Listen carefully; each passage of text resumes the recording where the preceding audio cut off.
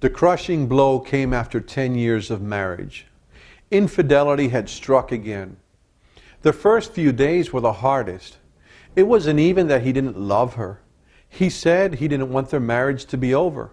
He had never meant for it to happen. She was devastated. She couldn't think straight, she couldn't eat, and she couldn't sleep. Infidelity. How could he do this to her? How could he sleep with someone else and then come crawling back into her bed? It can happen to any of us. Polls show that although 90% of married people disapprove of extramarital relationships, statistics from a national survey indicate that 15% of wives and 25% of husbands have experienced extramarital intercourse. The book, The Monogamy Myth, estimates that approximately 60% of husbands and 40% of wives will have an affair at some time in their marriage. A betrayal can shatter even the strongest relationship. It leaves behind feelings of guilt and anger. Overcoming those feelings can be extremely difficult. The affair could be with a coworker, a friend, or a one-night stand. Whichever way the affair happens, the effect is devastating to your whole world. Your security and your self-esteem is shattered. Some of the initial emotions are described by today's guest as a tornado. Dr. Roma Palcan joins us from the state of Florida and will share her personal journey while giving us tools to help anyone who has been cheated on. I'm Pastor Minner Labrador. Welcome to Old Man, New Man.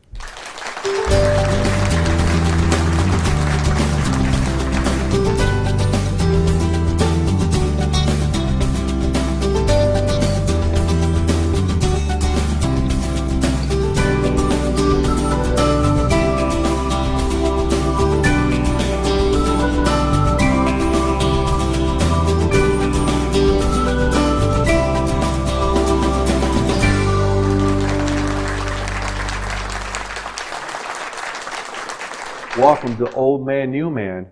We're so happy that Dr. Roma Palcan is here with us today. And Roma, you're not only a psychologist, but life has taught you many things, and God has brought you to a place of understanding where you could help so many people. Yes. So tell us a little bit about your story as we open up the topic of the cheated today. Well, Minner, you and I have worked together for years in ministry, and we presented this topic years ago.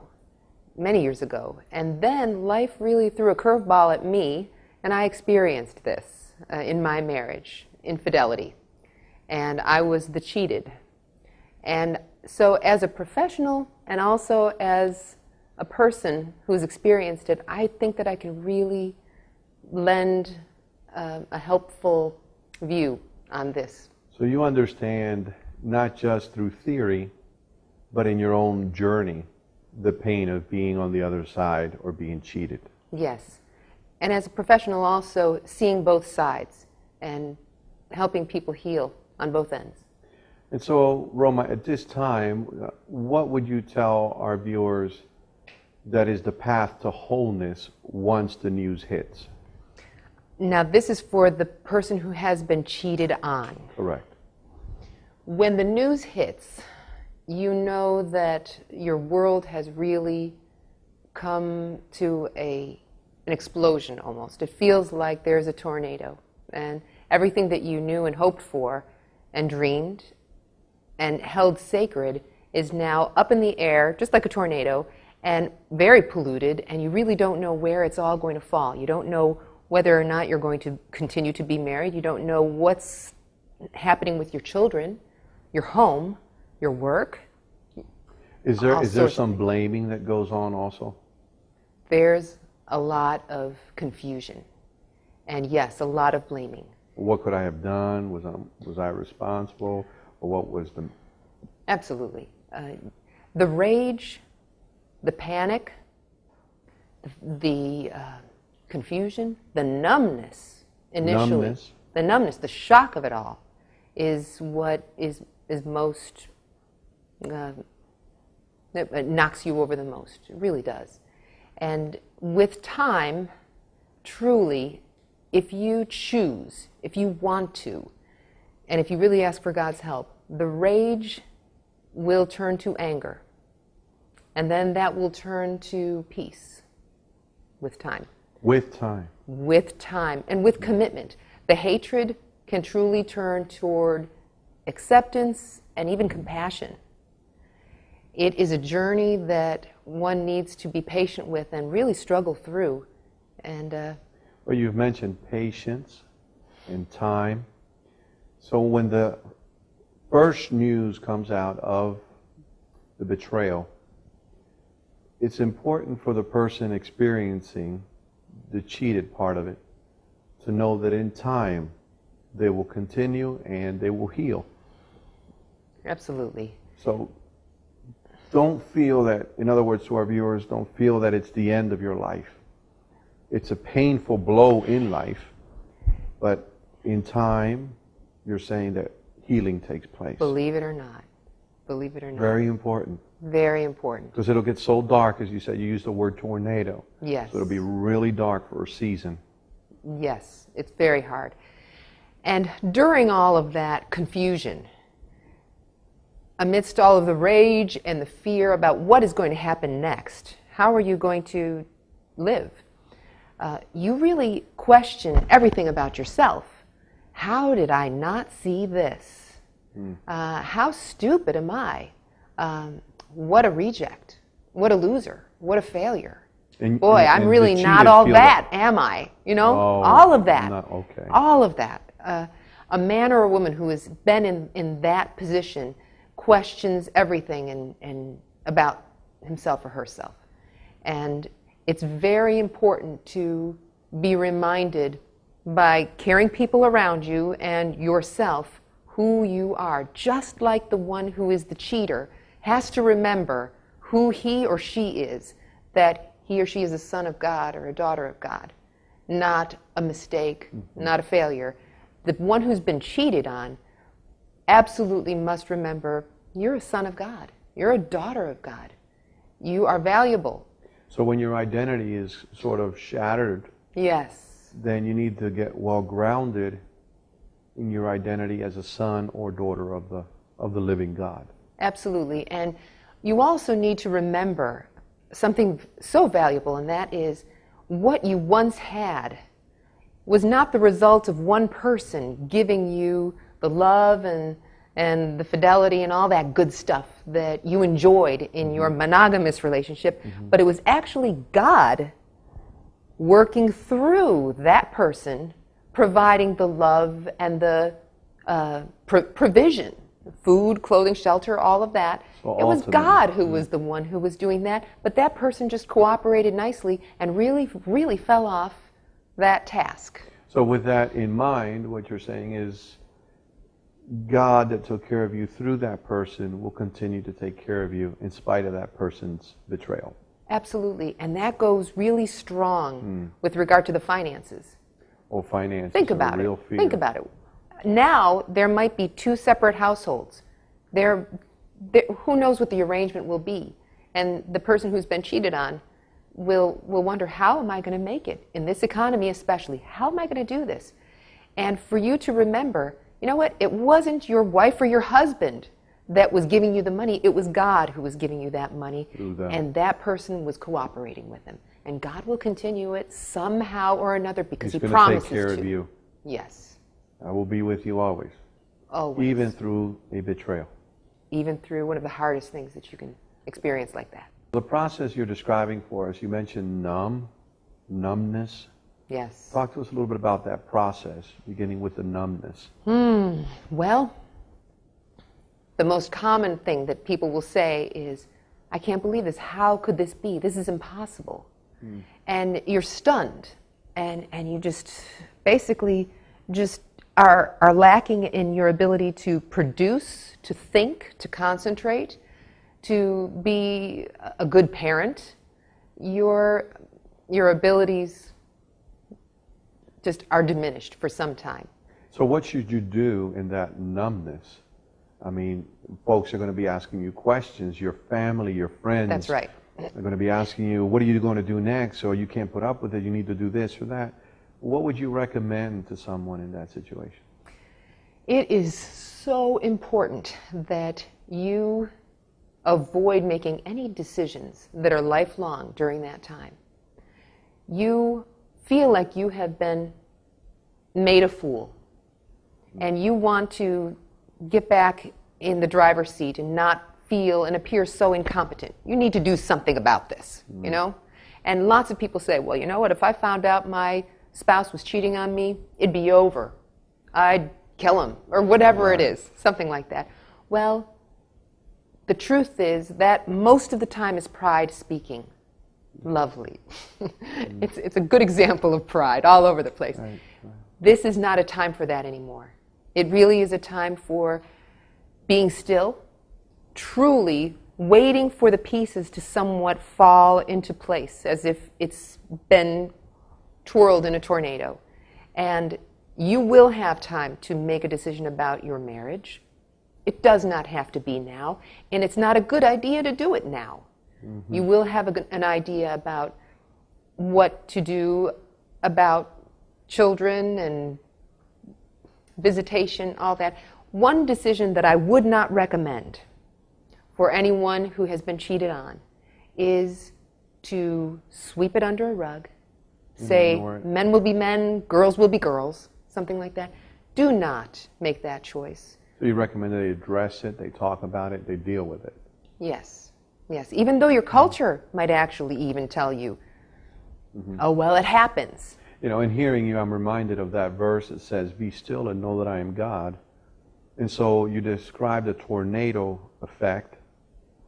So your suggestion is that we just be still, let the dust settle. Yes. And don't rush to the decisions that our loved ones and friends may be pushing us into. Absolutely. But to be patient. We are a problem-solving people. We like to take care of things swiftly, efficiently. This is not a time to do that. It's not a wise time to initiate any plan. It's a time of emotional chaos. It is. You know, it's darkness. If you want to even consider it, it's like mud being splattered everywhere, and you really are trying to wade through it, try to get through it. It has spoiled a sacred place, your relationship, your marriage. And so once the numbness wears off, what happens next in the process? Well, it would be wise for the person who's been cheated on to talk to the spouse, the cheater, and decide whether or not they're going to work on their relationship. So from numbness, does rage, you said somebody may say, I'll kill them.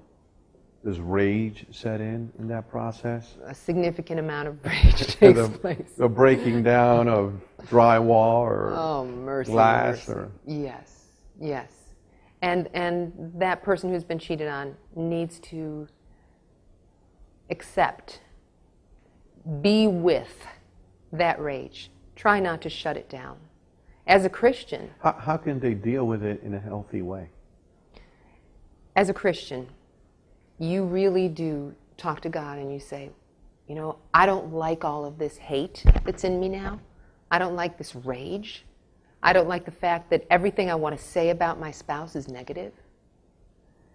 Please transform me, transform my heart, my mind.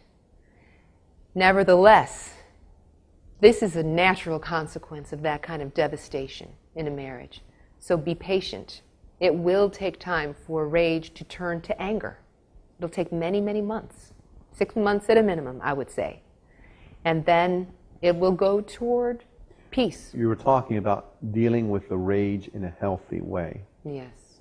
Turning it over to God, but perhaps like if you did 2 miles on a treadmill at home, maybe it's time to do 12 or 16 miles. Well, how do you get rid of, because rage is a desire to destroy and to beat someone up. It is the result often of obsessing, trying to sort out what in the world happened, try and trying to figure out how could this possibly take place. You're trying to wrap your arms around it, and you think about it and think about it and think about it, and you get yourself more Sometimes there's no logic to it. It's like sin is madness. You can't really piece it all together, can you? Well, if your spouse who cheated on you is available and is willing to talk to you about it, then you can piece together some of it. Some of it you might not, and the why might remain forever. But there is a science that as long as you are available to God, the person who cheated and the person who was cheated on will be able to understand that. It is wise to avoid dumping the rage on the person who offended you, who violated you. That's not easy. No, it's not easy. And it is wise for the person who's been cheated on to talk to another person at this point. Definitely, I recommend counseling. A good, wise Christian counselor. And if they don't go to a counselor, perhaps they should be very selective of the friend they go talk to. Very important. Because there are some friends that just love to pour gasoline on a fire. Right. And so you want someone that will help you process, that will pray with you, that will lead you and coach you along to wholeness as they're able. Yes. Now, rebuilding that trust takes a long time. It does. It does. And if the person continues to say or ask for reaffirming the love, do you really love me? Do you really want to stay with me? It's important that the cheater continue to repeat it back to them if they decide that they're going to continue to save the marriage. But what if they don't want to save the marriage? Well, there are so many different journeys here. If they don't want to save the marriage, then the person who's been cheated on really needs to come to a place of acceptance. They need to remember that God is the one who provided a relationship, a marriage, and will be able to see you through the rest of it. So basically, you come to a place through much suffering, and then you say, okay, God, if you know best that this relationship is done, help me to accept that. If it is going to be that we'll be able to work it through and survive, help me to accept that. But certainly, Lord, you don't want me to suffer in this type of betrayal in a relationship with someone who's not trustworthy. So I'm just going to leave this to you, Lord, and heal independently. And certainly, you will heal. That is a guarantee. If you want to, you will heal. If you are with your spouse and you are in counseling, there are things that need to happen. Like what? One is trust needs to be rebuilt. So the relationship, the lover needs to be out of that person's life. And the one who's been cheated on needs to be certain of that. Very difficult process. It's complicated. But they have to cut them out fully with all contact. All contact. And that might require changing a job. It might require changing a residence. It really might require drastic steps. And it might just simply mean no more contact at all, and that's all that's necessary. Mm-hmm. In counseling, when I've worked with husbands and wives who have gone through this, there are two things that are really important. Building the relationship that exists, starting to rebuild the friendship, sexual intimacy that has been so violated, trust, respect, admiration, all of those good things that build up a relationship, those pieces need to be restored. That's not easy, because the one who's been cheated on literally is going to be doing this. Mm-hmm. Don't even come near. It's too frightening. Mm-hmm. Too frightening. So that needs to take place in conjunction with the one who cheated giving some explanation, the whys, the hows. That's not a fun thing at all. It's not a comfortable thing at all for the cheater. One time or whenever it's asked. Well, there needs to be an available time, whether it's going to be in counseling or every day, just a window of time where the couple agrees, let's talk about this. I think it's wise to protect the cheater's integrity, to be open and available all day, all the time for any question is exhausting. It's emotionally devastating. That person needs settling too. They've gone through the tornado too, from a different perspective. So be wise, be patient, be diligent about discussing all of the questions, the whys, the hows. Sometimes, if a man, for instance, has been the cheater, it's going to be very hard for him to talk about. Or a woman. In that case, write it out.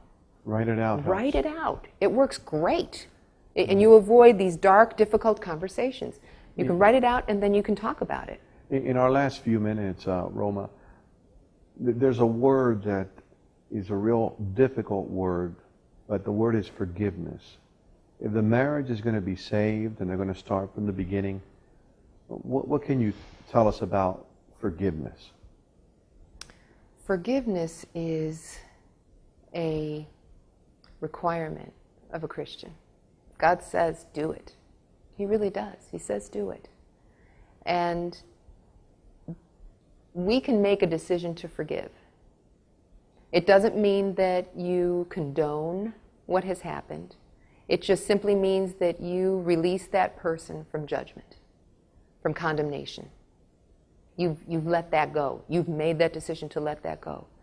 Now, when you're in so much pain, you're not going to feel all warm and fuzzy toward that person. You're not going to feel all the lovely feelings of letting go and peace and love and that. But you've made the decision and you've communicated, I forgive you, and those feelings will follow. Now, an important question that some of our viewers may be asking is, have you forgiven your ex-husband? I have. I actually forgave before it was even asked. And you did that for yourself, for him, according to God's will? What did you experience when you forgave him? You know, I experienced a decision. It was an intellectual thing at first. Really? It really was, just intellectual. And then with much time, much patience, and much commitment to healing, I felt peace. Now, trust me, anyone who's gone through this will experience anger and all of those things that we don't really want to feel at times. It just gets stirred up. So in the last part of our program here, in the last word, what do you want our viewers to know if they are cheated? That there is truly hope, that life will not be as dark as it is now, that you will survive this. You are not a loser or a failure. You're not a piece of garbage being tossed aside because you're not worth it, that you are of great value, and healing will be in store for you.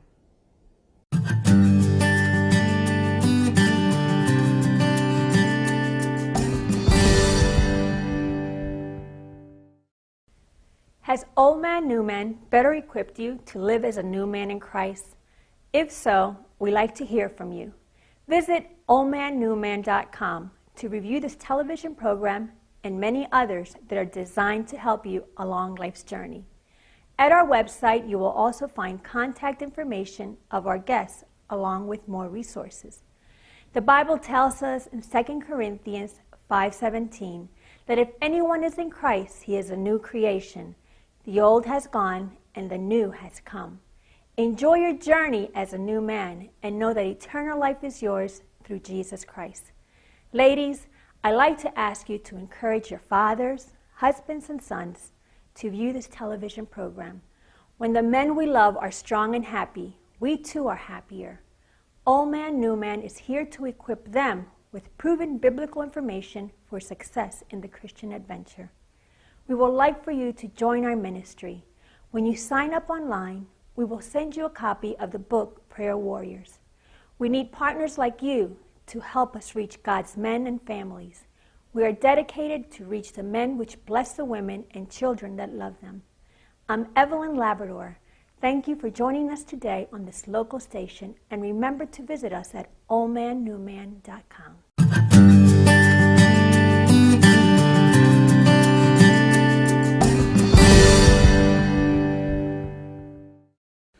When the news of a betrayal hits, it hits like a tornado.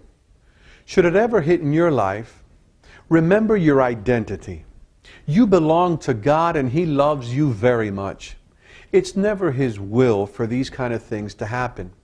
Remember you're His special son or daughter. Number 2, avoid big decisions. Avoid decisions that you may be pressed to make. Wait for the dust to settle before making life changes. Number 3, talk to the cheater. Talk to your spouse about what's next in your lives. Number 4, deal with the rage in a healthy way. Don't obsess, but talk to a mental health professional or a caring, wise friend, and always be careful which friend you choose. Number 5, remember that you will heal. It will take time and many tears, but you will heal. If your spouse is willing to work on saving the marriage, then trust has to be rebuilt, and your spouse must cut all contacts from the third party. Number 6, forgive. At first, forgiveness will be intellectual. Then with time, Dr. Palcan has shared how you will find that peace once again. And finally, and most importantly, trust God to meet all of your needs. I do hope and pray you never have to go through a betrayal. But with statistics as high as they are, if you do, remember that with God's help, you too can overcome and be happy once again. You are God's special child, and He loves you very much. I'm Pastor Minner Labrador. Thank you for joining us on Old Man, New Man.